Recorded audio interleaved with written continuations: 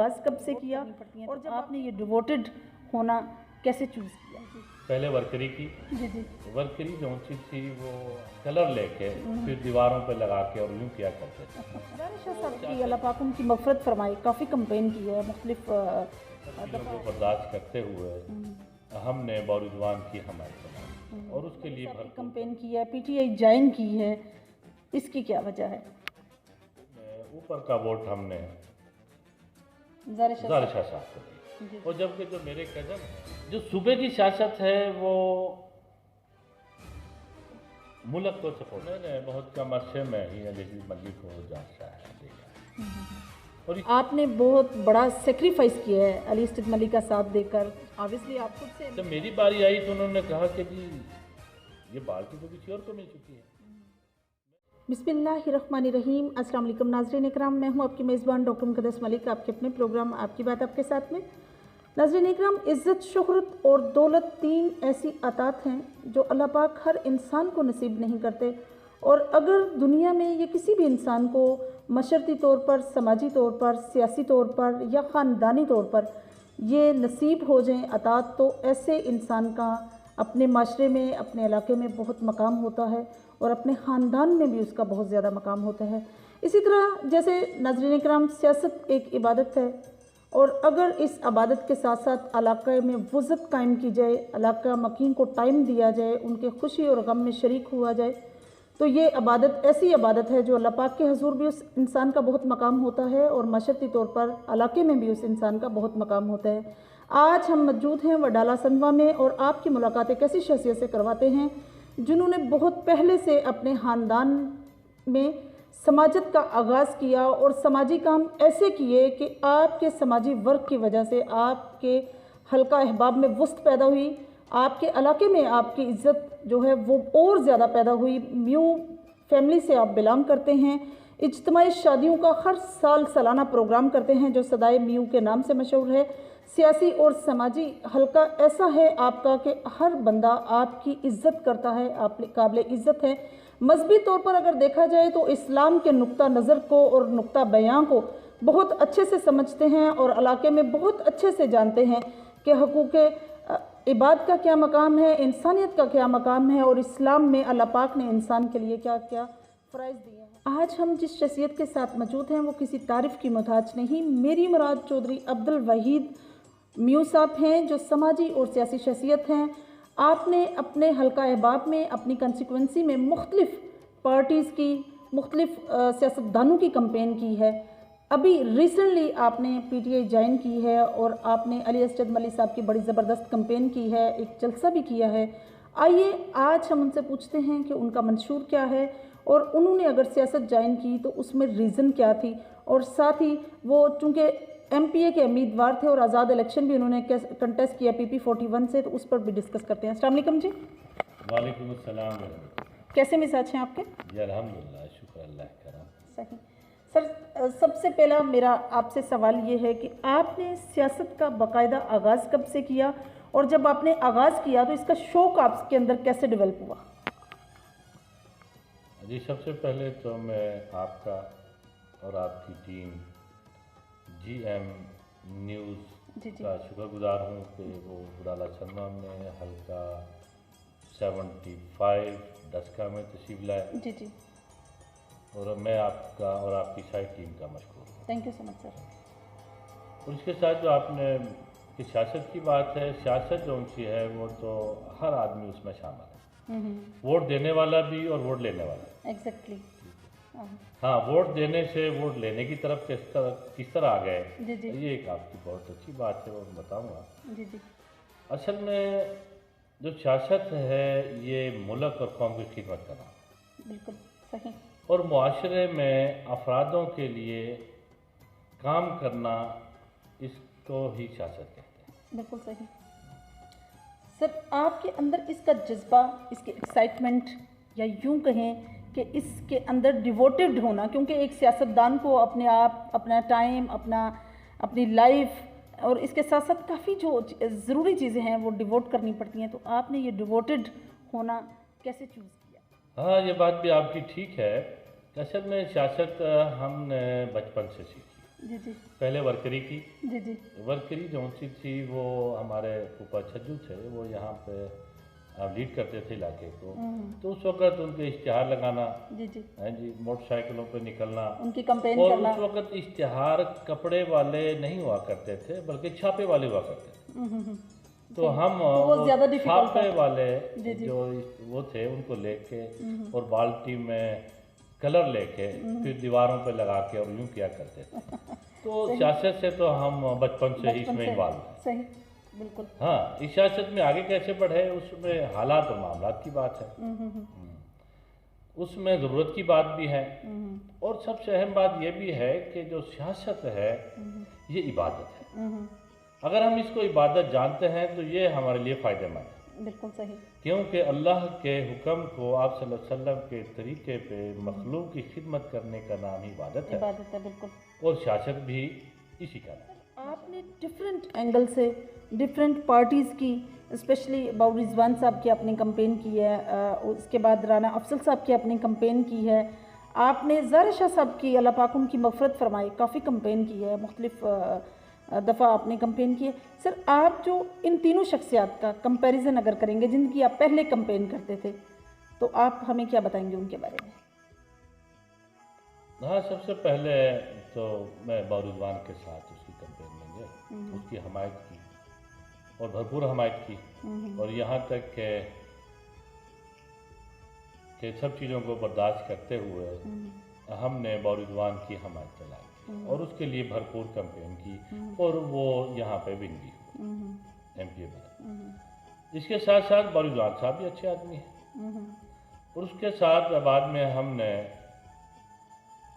राना अफजल साहब जो उनसे हैं नून लीग की हमायत की हमने, और ये फैसला मेरे बड़े अब्बू मास्टर हबीब साहब का, सही, और और हमने उनकी ही पीछे उनके पीछे चले, और हमने भरपूर हमायत की। उस वक़्त मैं नाज़िम था, और हमारे साथ जो यूसी नाज़मीन थे उनका ग्रुप था, माशाल्लाह।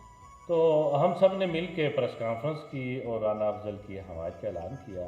तो उसके बाद 1998 के बाद इस हल्के में कभी एमपी नहीं बना।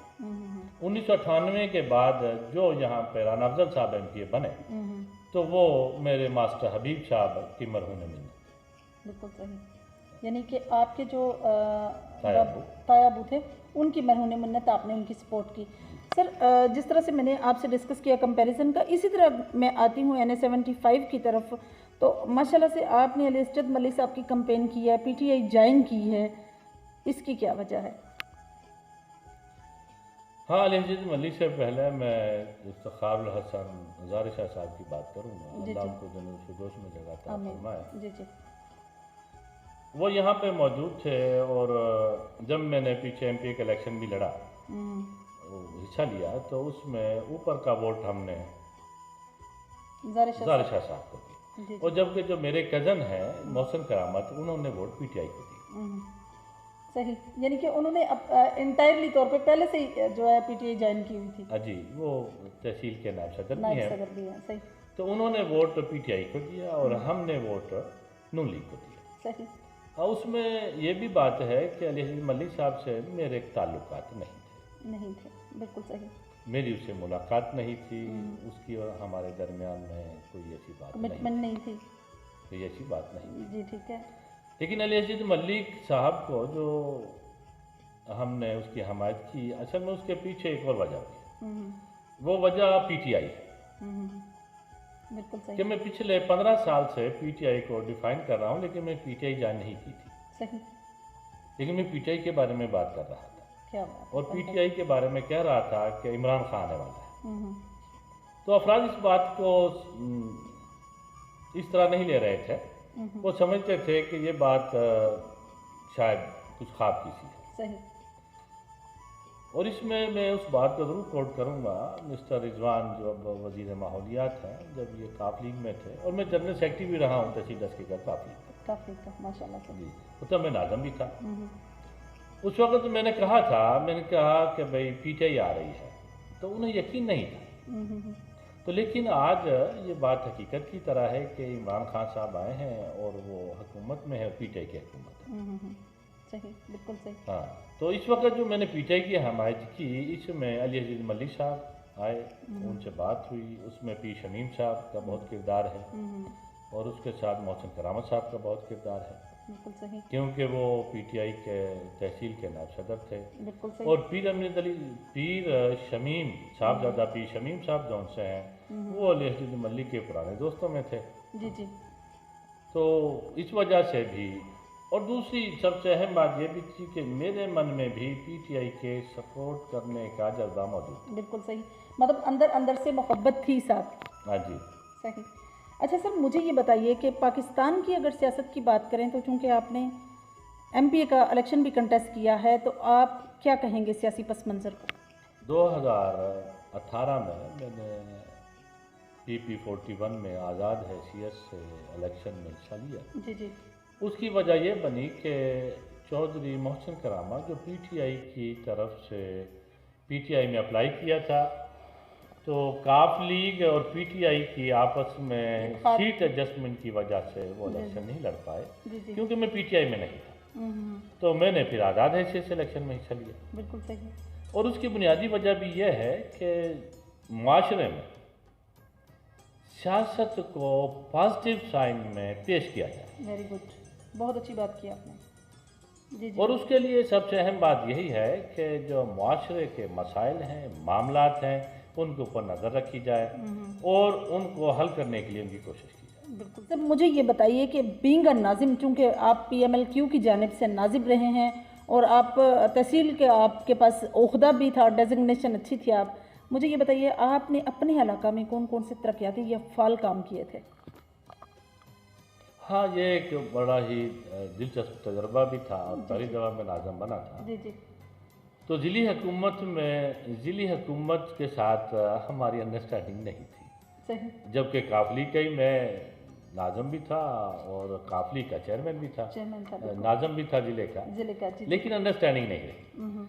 तो उसकी वजह से जो डेवलपमेंट के काम है वो तो हम यहाँ पे नहीं कर पाए। सही। लेकिन एक काम ऐसा है जो यूसी के अंदर फंड आता है माहाना, तो उसके हिसाब से हमने कुछ काम ज़रूर किए।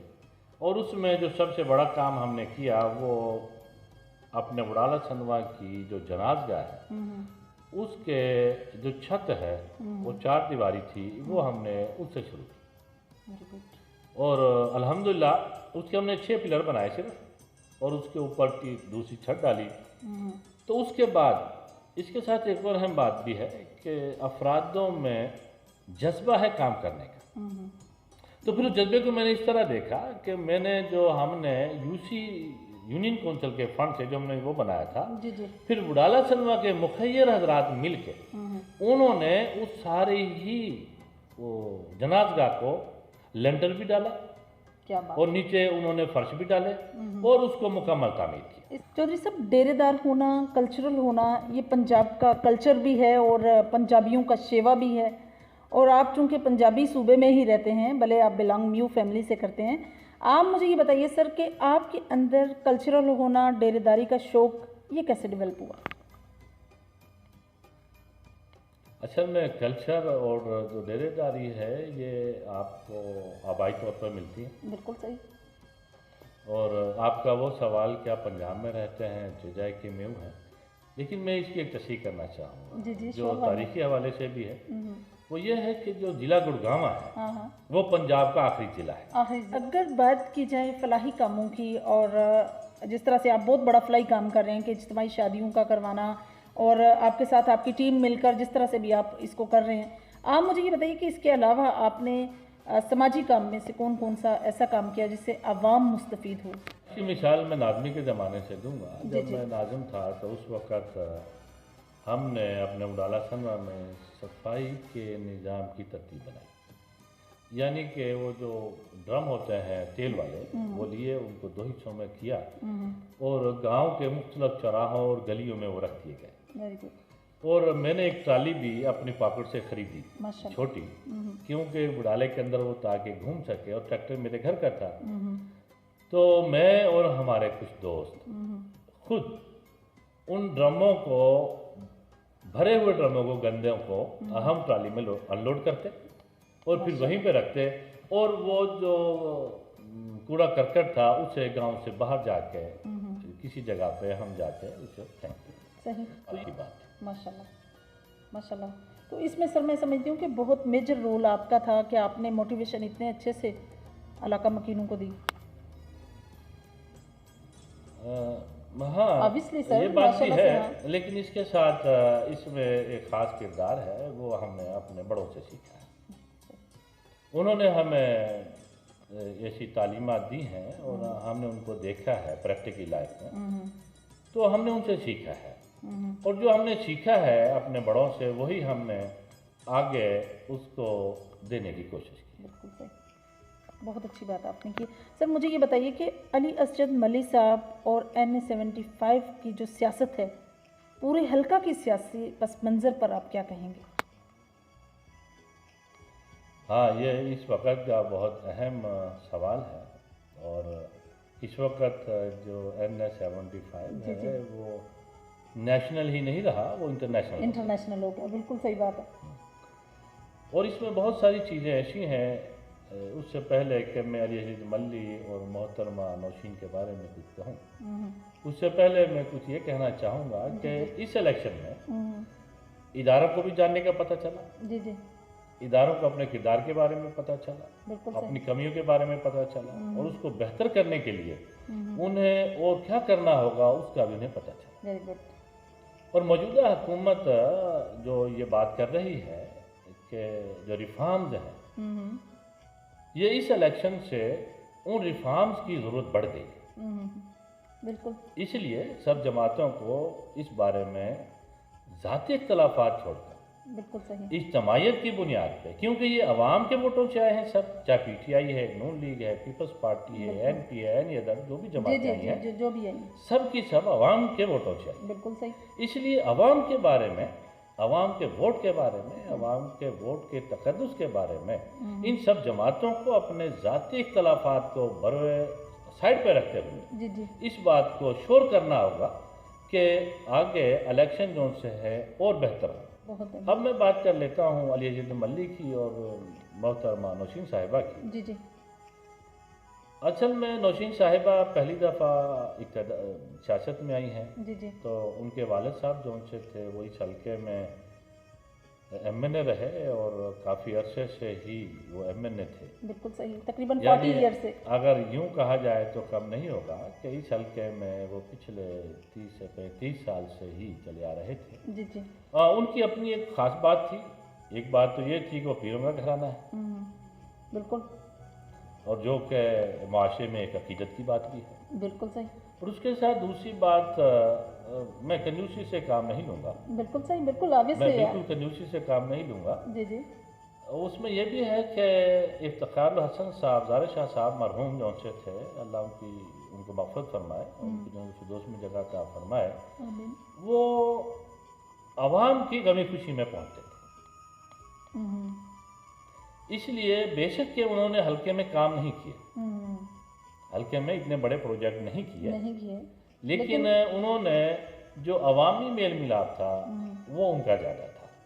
और उसमें भी उनको बेनिफिट, जो उनको इसमें भी जो पॉजिटिव बात आती थी वो ये थी कि वो पीर घराने से ताल्लुक़ रखते। बिल्कुल सही। तो अब बात अकीदत और अकीदत और एहतराम की आ जाती थी। ये दोनों बातें सही सही सही। तो अब क्योंकि मोहतरमा है, उनकी साहबजादी इलेक्शन में आई हैं अपने वालिद साहब की जगह पे, जी जी, तो उनका अभी कोई किरदार नहीं है। बिल्कुल सही। वो अपने वालिद साहब के ही किरदार को लेकर इलेक्शन में आई हैं और वो अपने वालिद के नक्शे कदम पर चलने की बात कर रहे हैं। तो इसमें जो मौजूदा सूरत हाल है, अब मैं अली असजद मल्ली की बात करूँगा। जी जी, बिल्कुल। अली असजद मल्ली साहब जो से हैं वो PTI काफ लीग में रहे, उसके बाद PTI में आ गए, और PTI से पिछला इलेक्शन में उन्होंने जो हिस्सा लिया था लूज़ किया, बिल्कुल। और उस लूज़ करने से ज़ाहिर शाह साहब जो से थे उन्होंने विन किया। और मैं ये बात कहूँगा कि मैंने ज़ाहिर शाह साहब को वोट दिए थे। बिल्कुल सही सही। हाँ, लेकिन मैंने अली असजद मल्ली PTI को वोट नहीं दिया था। नहीं दिया था। लेकिन मैं पिछले 15 साल से PTI के बारे में बात कर रहा हूँ अफराद के साथ। अफराद के साथ मतलब लोगों यानी के हर महफिल में, अपने दोस्तों में, शादी ब्याह में कहीं बैठ के, क्योंकि हमारे यहाँ जो सियासत मामला चलते हैं वो सियासत की बिना पे चलते हैं। थोड़ी गुफ्तगू हाल अहवाल की होती है बाकी सारी और उसके बाद सियासत शुरू हो जाती सियासत है। मैंने बहुत कम अरसे में ही अली मल्ली को जाना है, देखा है। और इसी इलेक्शन में मेरी अली मल्ली से मुलाकात है, सही या मेरी मुलाकात जब मैं नाज़म था तब हुई थी, सही या फिर जब अब इलेक्शन हो रहे हैं तो अब शुरू में ही हमारी इनसे मुलाकात हुई। सही एक बात है अली मल्ली साहब की कि जब वो पहले मिनिस्टर थे तो मैंने देखा कि अफराद उनके बारे में जो राय रखते हैं वो काम बहुत अच्छा करवाते हैं। वो फेडरल मिनिस्टर थे तो बिजली के बहुत सारे काम और बहुत सारे ऐसे मामला हैं जो जब मैं मुख्तलिफ देहातों में इलेक्शन कैंपेन पे गया तो उन्होंने कहा कि ये अली मल्ली साहब ने करवाया। तो और मतलब मेरे बुढ़ाला शर्मा में भी इसी तरह के मामला हैं कि जो बिजली की मामला थे वो अली मल्ली साहब ने करवाए। सही अली मल्ली साहब को मैंने ईमानदार देखा है, सच्चा पाया है, झूठ नहीं बोलता। बिल्कुल नहीं कर सकता तो कहता है कि मैं नहीं कर पाऊँगा, नहीं कर पाऊंगा।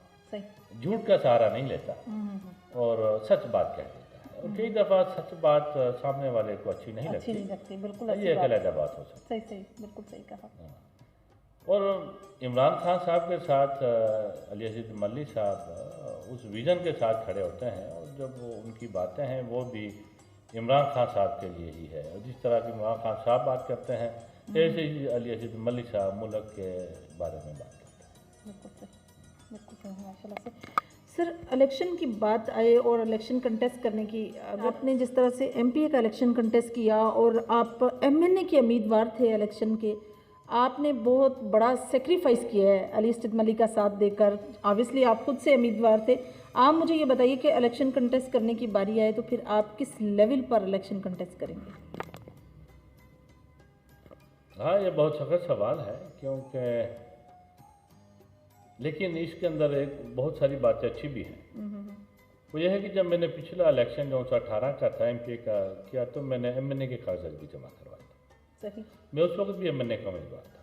बिल्कुल सही। लेकिन ये हुआ कि जब मेरे कागजात, क्योंकि मेरे एमपी के कागजात पसरूर तहसील में जमा होने थे और जो एमएनए के थे वो तहसील दस्का में थे, तो ऐसा हुआ कि मेरा जो पहला मेरा निशान था वो एमएनए का अलाट हो गया दस्का से। सही वो मेरा एमएनए का जो अलाट हुआ वो था बाल्टी। सही बिल्कुल। और मैं मौजूद था अपने एमपीए के निशानात के लिए पसरूर में। जब मेरी बारी आई तो उन्होंने कहा कि जी ये बाल्टी तो किसी और को मिल चुकी है। मैंने अपने उनसे कहा, प्रिजाइडिंग अफसर, मैंने उनसे कहा, मैंने कहा जनाब मैं एमएनए का भी उम्मीदवार हूँ और एमपीए का भी, तो मेरा एमएनए का मुझे जो है वो निशान मुझे बाल्टी अलाट हो गया है, तो आप मेहरबानी करें, मैं एमपीए का उम्मीदवार हूँ तो मुझे बाल्टी ही दें ताकि एमएनए और एमपीए का एक निशान हो जाए। निशान हो जाए बिल्कुल। लेकिन जज साहब ने उस पर कहा जी आई एम सॉरी, मैं इस पे कानून नहीं है, जो साहब का एमपीए था उसने बाल्टी ले ली है तो मैं उससे नहीं ले सकता।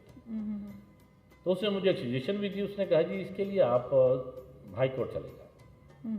अब दिन इतने नहीं थे कि मैं निशानात के लिए हाई कोर्ट में जाता तो मैंने इस पर इत्तफा किया और मैंने एमपीए का इलेक्शन ही लड़ा।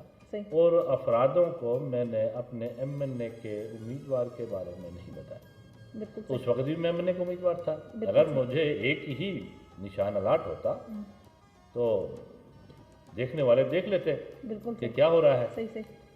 चले खैर, उसके बाद तो मैंने एमएनए का इलेक्शन नहीं लड़ा। जो अब आपने बात की है उसमें यह है कि ये बात